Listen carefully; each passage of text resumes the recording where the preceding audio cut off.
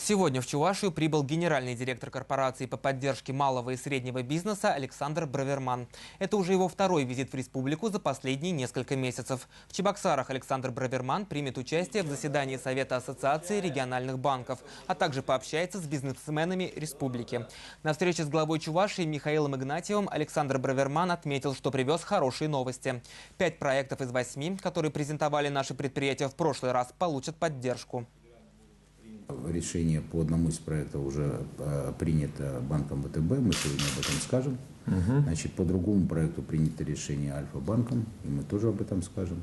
Значит, остальные проекты не позднее 3-4 квартала будут прокредитованы, прогарантированы и по ставке, которая на несколько процентных пунктов ниже, чем рыночная.